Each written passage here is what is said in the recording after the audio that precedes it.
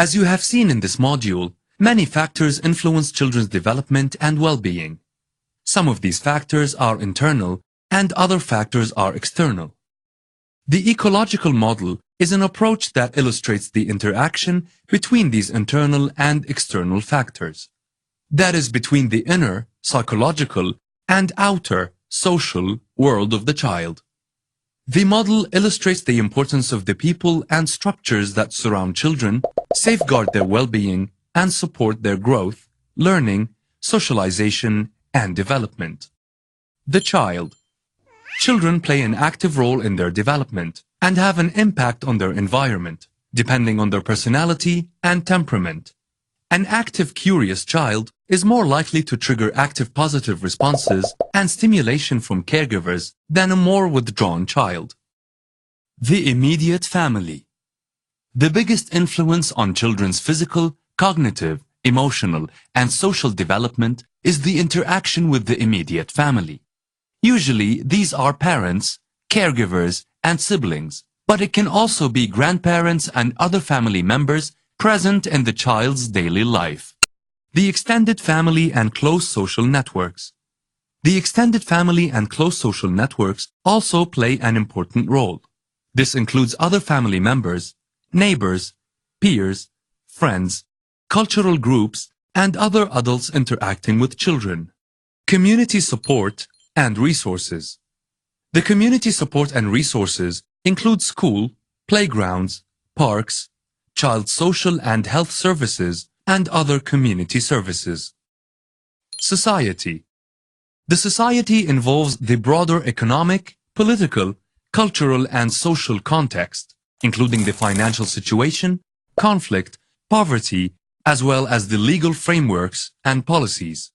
This can also be called enabling systems. The ecological model also illustrates that risk and protective factors exist at all levels for children's safety and well-being. Protective factors are those factors in children's lives that enhance their healthy and positive development. Risk factors are those factors in children's lives that interfere with their development and make them more vulnerable. You will learn more about these factors in the next module. Please take a moment to reflect upon the different roles you play for different children you meet in your private and professional life. Where do you fit in the circle? How can you be a protective factor for children? How can you help to reduce risk factors in children's lives?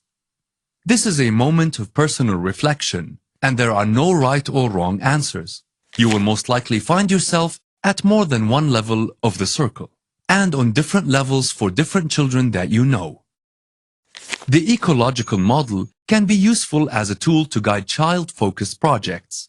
For example, the model can be used to guide assessments, which in turn feeds into project design.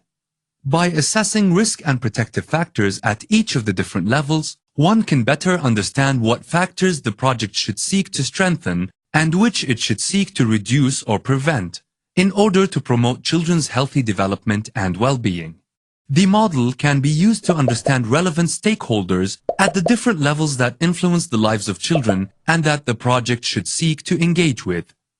The model can also be used to monitor and evaluate the identified risk and protective factors, and thereby see whether the project has had the desired impact to support children's healthy development and well-being. The model can also be used to assess and better understand the lives of boys and girls. What different risk and protective factors are present and who has a role to play at each level.